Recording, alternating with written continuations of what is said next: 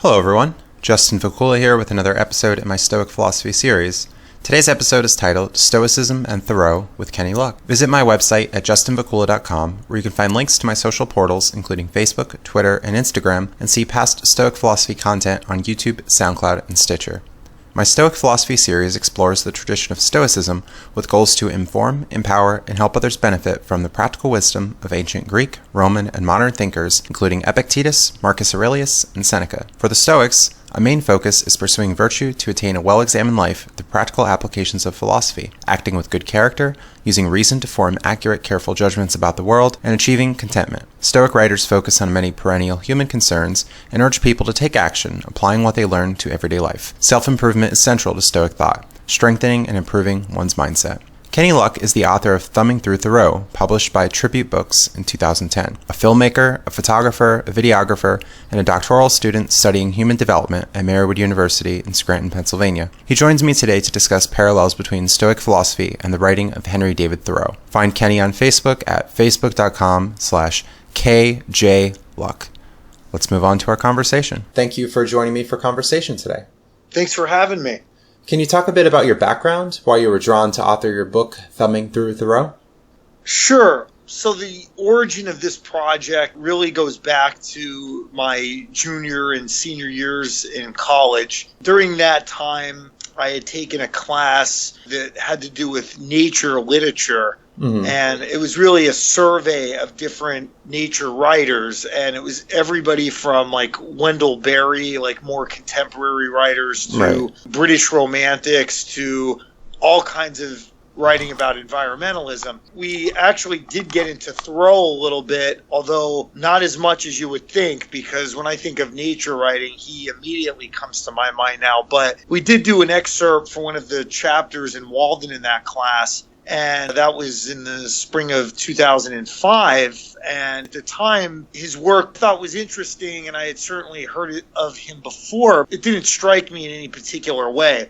So it took me about a year, and I would say by the following summer, around 2006, is when I really started to pick up the source material and start reading. To answer your question, how this particular book came about was through that sort of education formally in that class, but also through my self-education of going out and reading him more on my own. And as I read Walden that summer, probably 2 or 3 different times, different phrases and sort of these little aphorisms would just pop out at me as I read his work. And by the following year, I had gone through his journals, through all the printed source material, and just compiled quotes. Initially, just for myself, just to have things in some kind of compact order that I could go to and read. And then eventually that became the book. Right. Wow, so quite a transition there from personal study to actually publishing. And that was, one of your first books, or your first book that was published? It was, yeah. It was my first book. It came out in 2010. So we're talking, again, that initial class was 2005. The compiling started in 2006. And I was done with the compiling by 2007, early 2007. So for about 2.5, 3 years, the actual work that I had basically sat on a shelf. It didn't go anywhere. And it was astonishing when the publishing process really started to take off, which was around January of 2010, and the book came out by the late spring of that year. It was kind of neat and interesting to see how something I had done, when I was, I guess, 22, 23 years old, watch that kind of pay back a few years later. Right. All right, well, let's get into some of the meat of the book and some of these quotes here. Personally, I find many parallels between Stoic philosophy and Thoreau's writing, quotes which you include in your book. Living simply, reducing desires, knowing thyself, seeking contentment, and the ability to reframe your mind, improve your mindset, and better tackle life.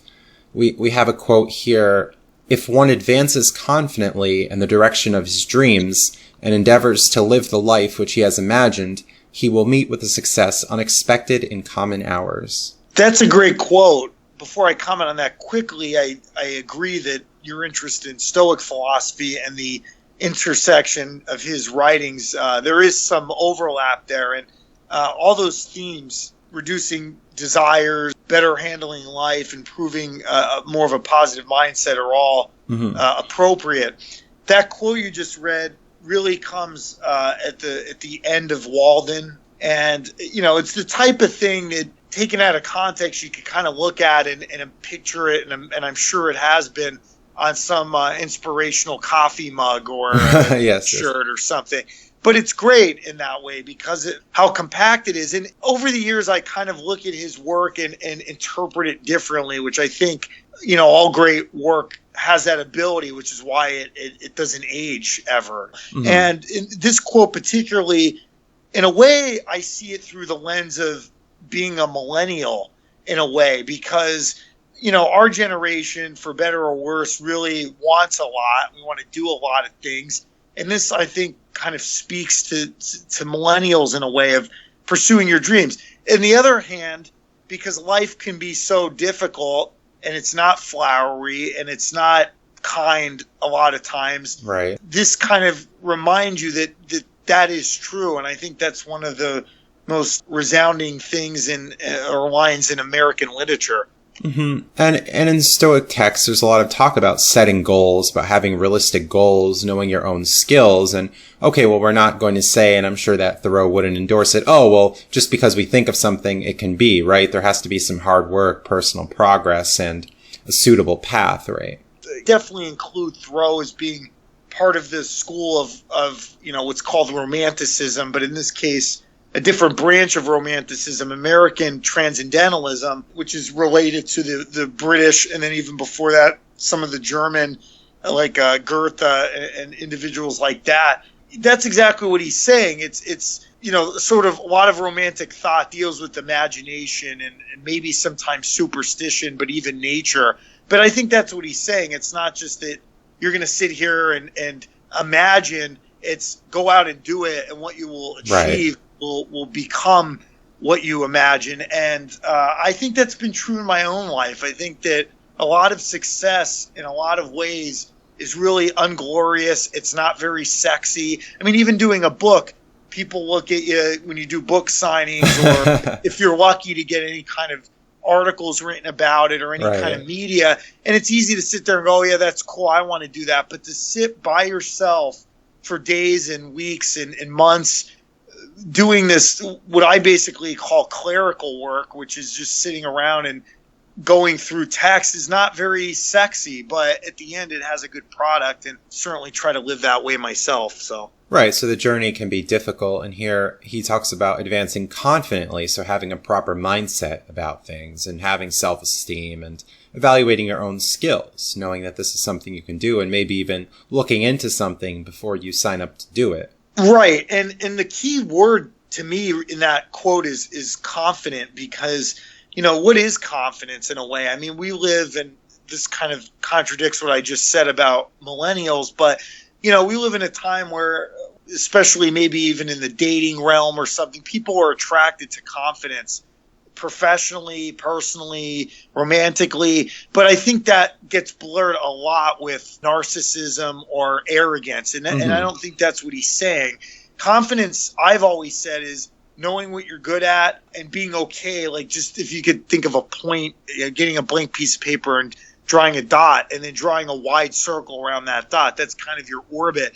Everything within that orbit is what you're confident at. And it's just knowing yourself and knowing your abilities and being okay with that. It's not pretending or putting on a show that you're somehow something that you're not.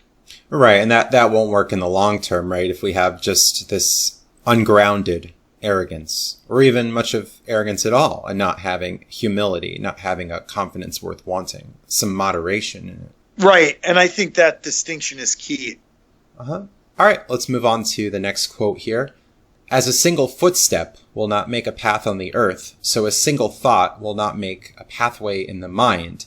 To make a deep physical path, we walk again and again. To make a deep mental path, we must think over and over the kind of thoughts we wish to dominate our lives. So that one is very, I think, Stoic in a lot of ways. And one of the things worth pointing out, a lot of his analogies and metaphors have to do with the natural world, which shouldn't come to a surprise to anybody. But Emerson does that a lot. Thoreau's older mentor, contemporary in Concord, Massachusetts, where they were living and writing. That, again, in a way, can be interpreted and speaks to what we were just saying about, you have to kind of understand fully what you're getting into when you partake in any kind of goal setting in life. And the phrase, as a single footstep will not make a path on the earth. And he's talking about a single thought doesn't make a pathway into the mind. So it's almost like this practice of self-realization. And in a way, it's really these philosophies, there's a lot of overlap, not only with Stoicism, but also, and I think Thoreau was very aware of this, even in the 1840s and 50s when he was really writing a lot of the Eastern types of thoughts like Hinduism and Buddhism, and particularly Zen Buddhism. You could kind of see the parallels between a line like that and some of the more Eastern thinking. Right. And here it's a focus on mindset as well, right? What are the thoughts that we wish to dominate our lives? And that if we don't have confidence in ourselves, if we have some self-defeating ideas, right, these can really sabotage us. These won't be helpful. Exactly. And that's the idea. And it's funny how, of the time, I have to say, his writings are, they're really a product of just pre-industrial America. And yet these things speak really well in sort of the postmodern, very fast-paced digital world that we live in now.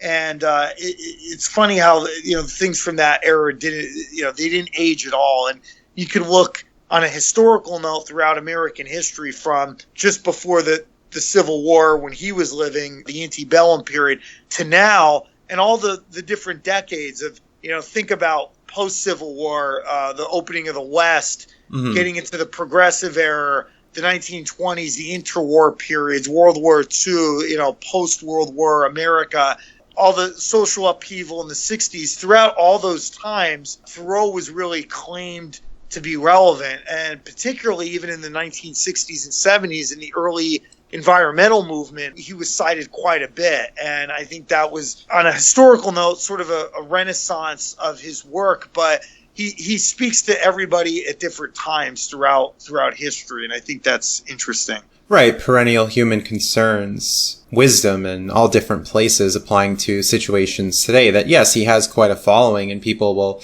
read and think of how it can apply in times today. But yeah, maybe this information isn't limited to one particular time, that these are just concerns that people always have. It's simply part of the human condition. How should I live my life?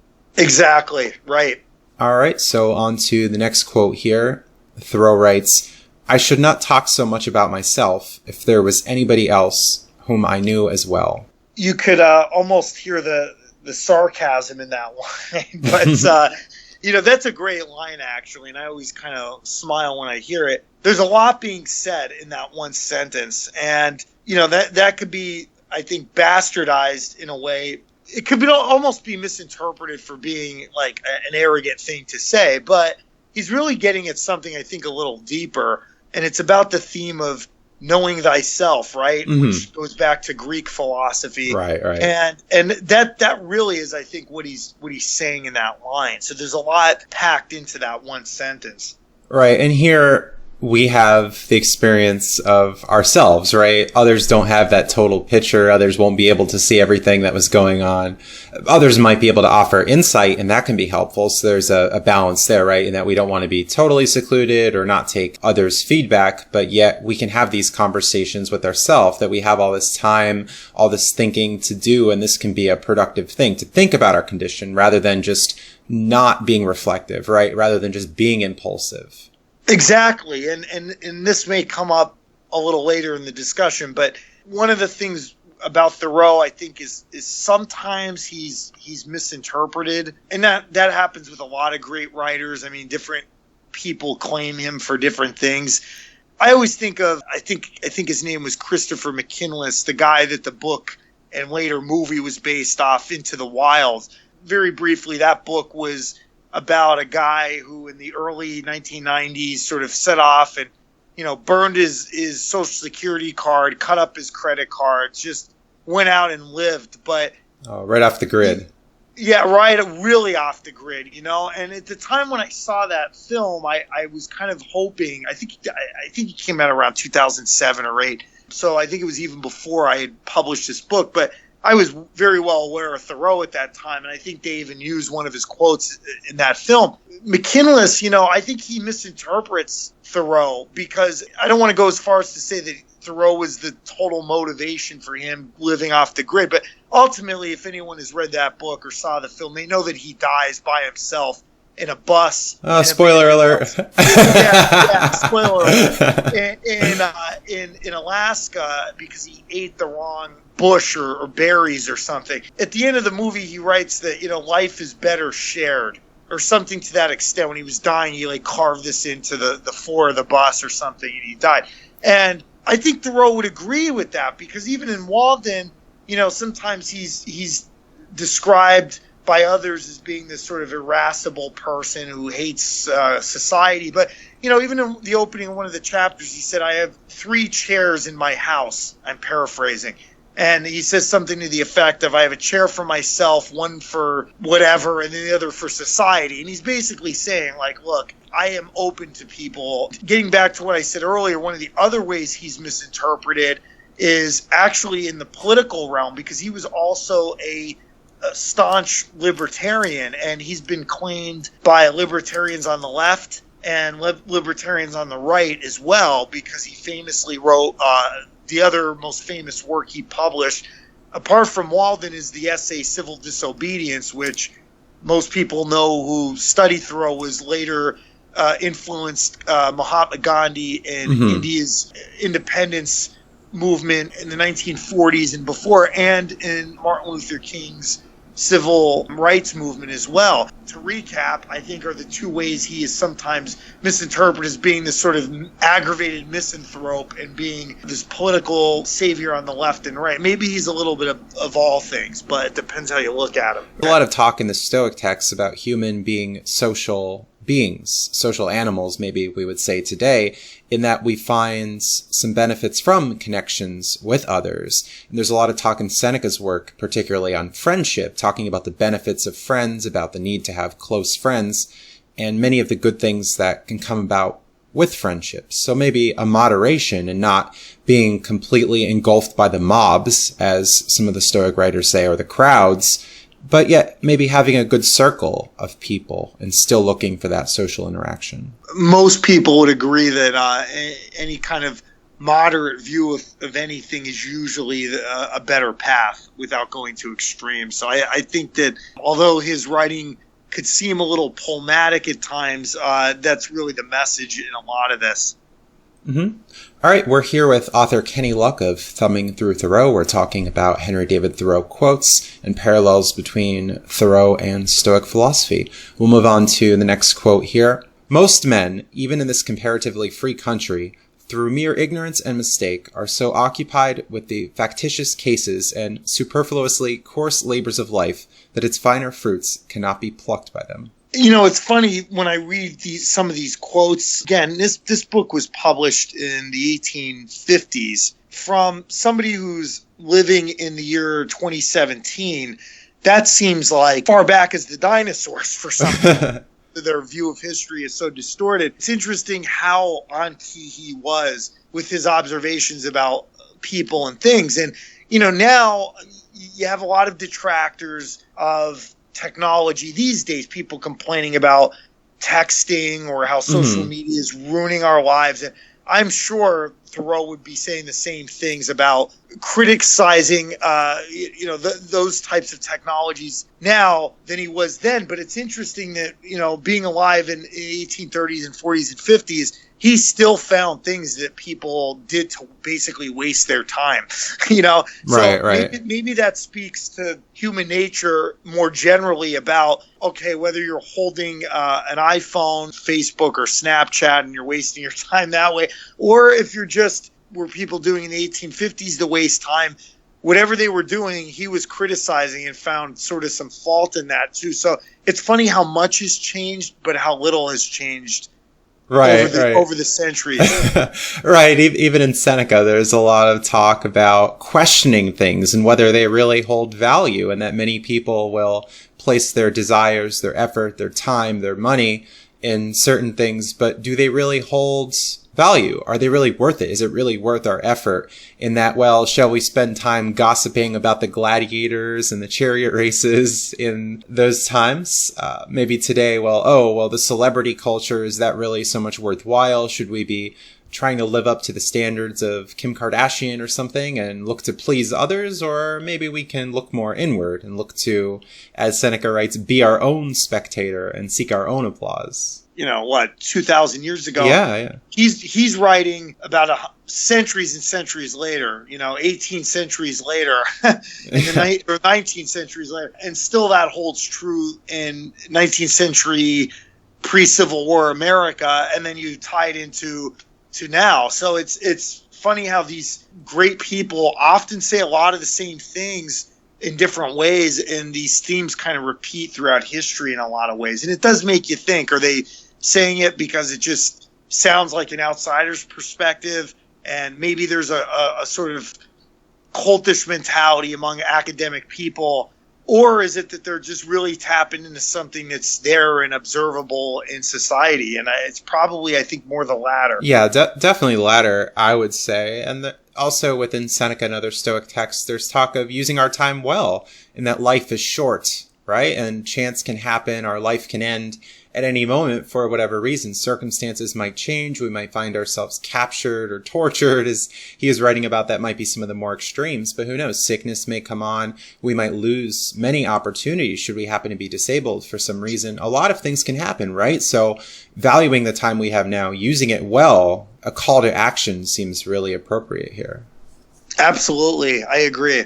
All right. Very good. So on to the next quote here. Thoreau writes, "The masses of men lead lives of quiet desperation." Well, this is another famous one. The quotes you picked are very good to discuss today. And this is another very famous one you see repeated. This was from Walden again. And, in a way, what he's saying here isn't a lot different than a lot of other philosophers. I immediately think of the German who came a little after him, Friedrich Nietzsche, who would say things like this too, even more critical of people and society. But in a way, like a lot of things in literature, on the surface level, he's criticizing people in general. But then what he's really saying is that most of us are unhappy. It's interesting in a way that, you see people that put on this front. It kind of talks to what we were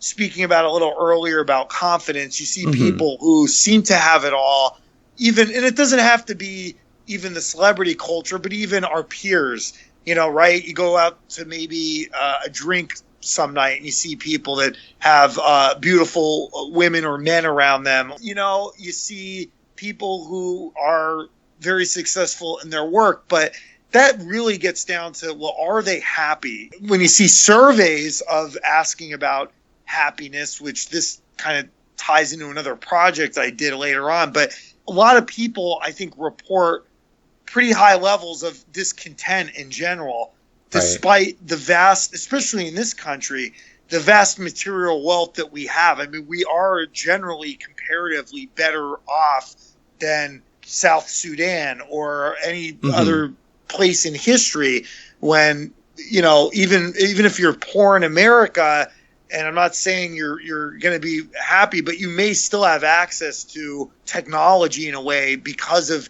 how technology diffuses through time and place.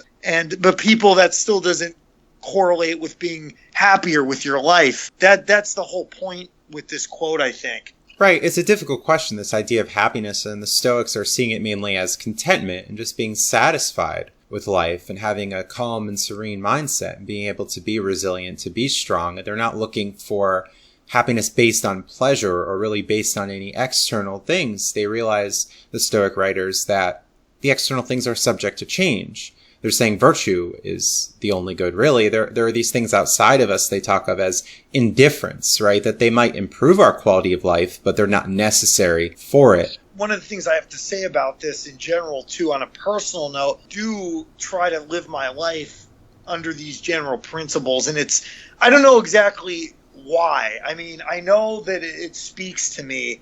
And, I first read Thoreau when I was 21, 22 years old. It's now a little more than a decade later. I'm in a different time in my life. And of course, when you're that age, it's easy to be idealistic. I will say that right off the bat. Mm-hmm. We all face trauma or difficulty at any age. It could come on us. But at that point, for me, I was very idealistic, very, I don't want to say sheltered because I did see a lot, but I try to align my life with these very high principles, which I have to say overall failed in a lot of ways, but that doesn't mean you still don't attempt it.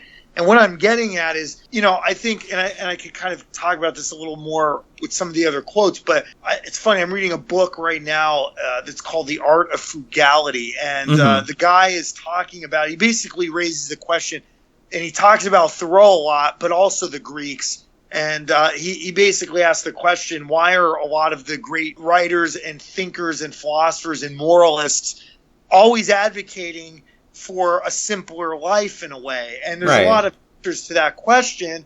And even though I don't particularly adhere to any kind of religious doctrine, I mean, the most famous person in the West, Jesus of Nazareth, also pushed for that, as well as the Greeks, as well as a lot of the Enlightenment philosophers and afterward. And Thoreau definitely falls into that tradition. Yeah, and I think that brings us into our next quote here pretty well. Most of the luxuries and many of the so-called comforts of life are only not indispensable, but positive hindrances to the elevation of mankind. With respect to luxuries and comforts, the wisest have ever lived a more simple and meager life. Well, that's a great segue into that quote. And that is exactly I'm talking about in the point you just made. Again, this idea of what does it mean to live frugally? The author that I'm reading now, and I'm citing this because it wasn't my original idea, but he basically says that it's relative. I mean, how low can you go, like with a race to the bottom? Do you live this total ascetic life where you're off the grid, or do you function within society but don't fall victim to some of these traps? And I think it's really the latter. I mean, just because I own a laptop and a phone and a car doesn't mean I'm necessarily materialistic. In a way, I look at certain material things as tools. I mean, even as you know, one of the things I do on the side, I'm a photographer. Well, photography can be very expensive. Lenses, cameras. It's not the cheapest activity to start off in. But I get into that stuff and I buy certain photographic equipment because I see it as tools to the trade, not necessarily for an end in itself, that I must own this. As a sort of more mundane example, as you know, I try to eat healthy and I try to eat simply a lot of times. Well, in my kitchen, I have certain food prep devices, I'll call them, to make eating healthy easier. One of them might be a food dehydrator where you could put in fruits and vegetables, dehydrate them, and they last longer. One might be a food processor, another's a juicer. Sure, I own these appliances, but they're tools. It's kind of no different than if you're a gardener and you're owning certain shovels and rakes and things to cultivate the plants. It's the same way. Now, the reason I'm mentioning that is not because I'm, again, need these luxuries to make my life all the easier. It's just tools for doing something. So you don't let what you own you in a way. And I think that's one of the big themes of his work is living frugally. Again, keeping in mind that that's a relative idea, that you might be living simply. You could always find somebody that may not even own a cup to drink out of. Maybe they just use their hands. Is that person any less frugal than maybe you who doesn't get caught up in the materialism and the rat race? I don't think so. I think it's a mindset, and it's something that, even Thoreau, he wasn't necessarily living in complete poverty. He lived in this very simple one-room cabin that was a little more than a mile away from Concord, Massachusetts. He wasn't living, in a tent with no clothes. I mean, he still had a fire and a bed and a little desk to write, but he didn't overdo it. And that's the whole point with living frugally, I think. Right. So once again, moderation and not letting our desires really take hold of us and really going so far out with our desires, right? As many people can never be satisfied. They always want more. They start compromising their own character in search for money, right? They might sell out in certain ways and really become corrupt. And this comes up a lot in talk about politics within the Stoic texts. And both being natives of northeastern Pennsylvania, we've definitely seen a lot of corruption in politics, people getting really greedy, taking bribes, indicted. We have national scandals, right? So as there's the desire maybe for more power, more fame, more wealth, well, that has an ability to corrupt someone, right? So maybe a more moderate perspective of, yes, not letting the things we own us, not letting our desires take hold of us, and being mindful of what we want and focusing on the things that are needed for a good life.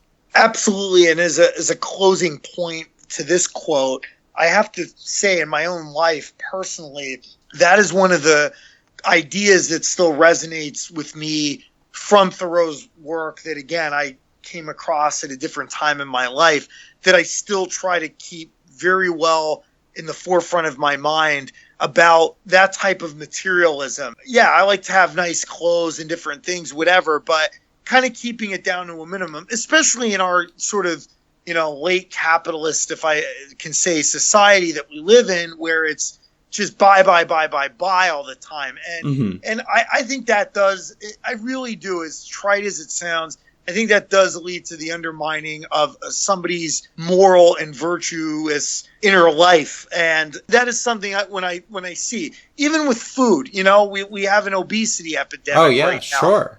Definite harms with that, We have unseen amounts of heart disease, cancer, diabetes. Those diseases alone constitute more than 40% of the total mortality in the United States. Well, part of that is there's a lot going on there. There's chemicals in the food. There's people not having enough money. There's these companies manipulating ingredients to, hit the sweet spot in your brain that you're going to go after like a drug.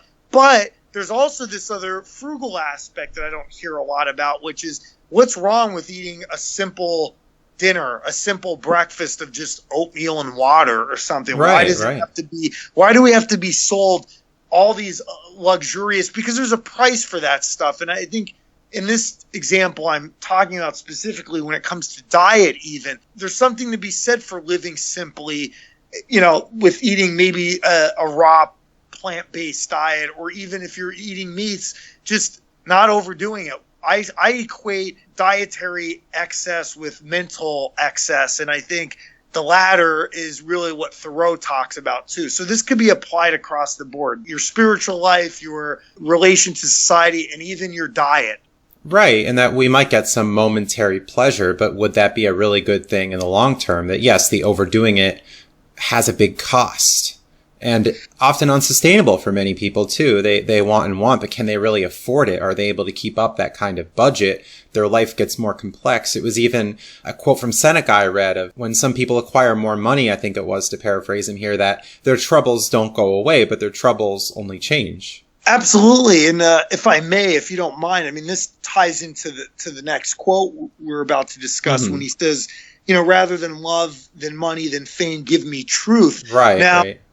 I've often discussed this idea. This is something, as you're very well aware, goes back to the dawn of Western philosophy about, what is truth with a capital T. You don't hear people talk about it a lot, maybe for good reason, because it's a very abstract concept, right? There's a difference between factual evidence and truth. I mean, even science doesn't claim truth. It claims facts through a process that can maybe change sometimes.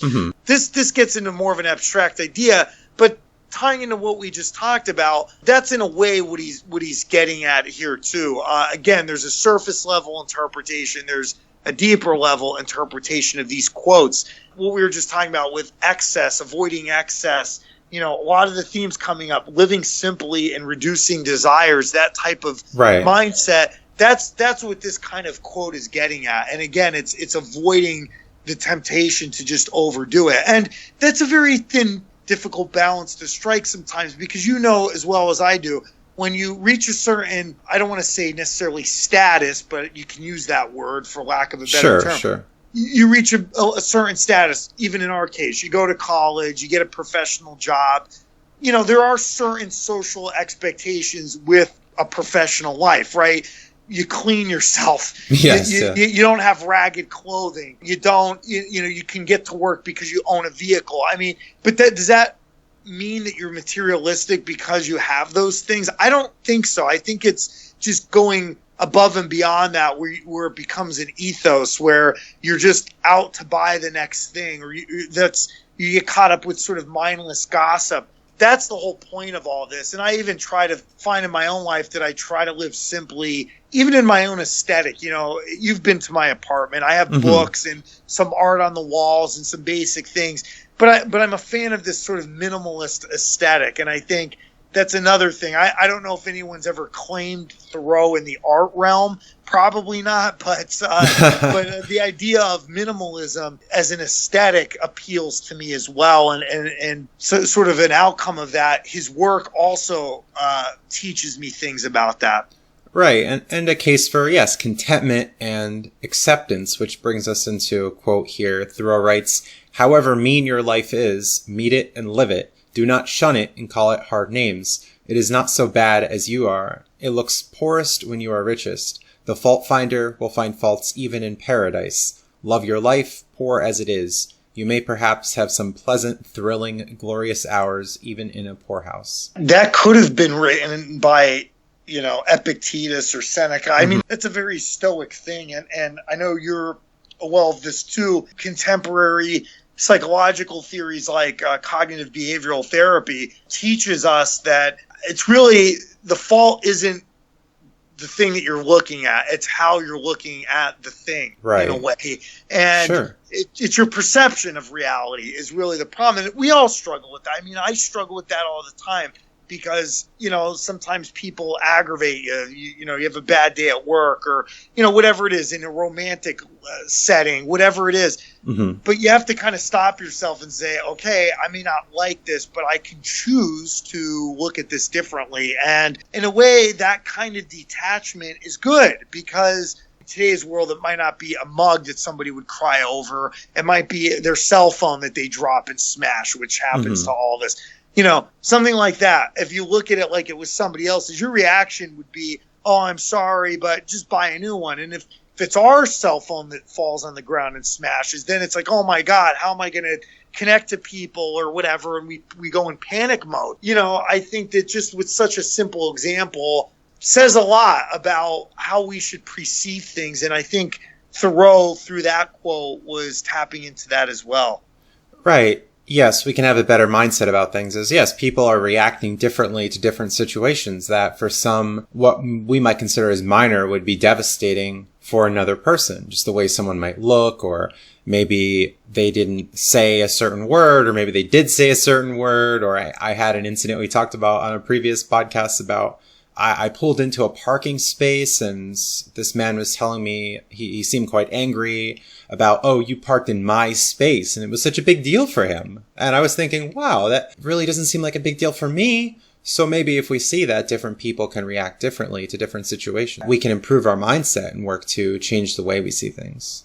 Absolutely. And real quick, that it is amazing. Like just the example you talked about, how people get upset about things. And you see that a lot when I'm out in public. If I'm standing in line at a restaurant or at the grocery store or even in a cafe, the things that people let push their buttons. And to be honest with you, I still struggle with reacting to that, because I could see how absurd that is. Even in my own behavior, can look at myself and go, you were acting like an idiot. If I see somebody flipping out over a parking space, immediately you're like, what is going on? Why is this person getting upset? But my problem is, how do you explain that to somebody in the heat of the moment when they're, Right. pissed off over something? And that's the struggle. But the first step is recognizing, and I think that's what you're saying.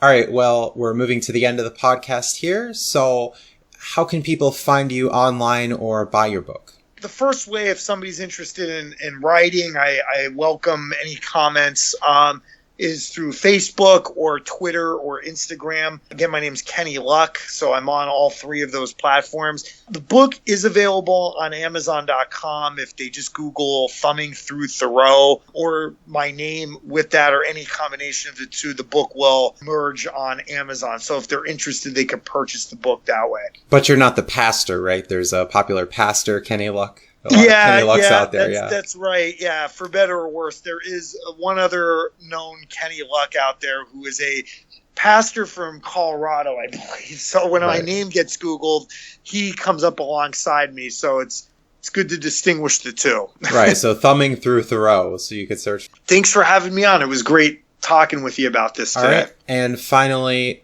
thanks for coming on. Would you like to talk about other projects that you're working on?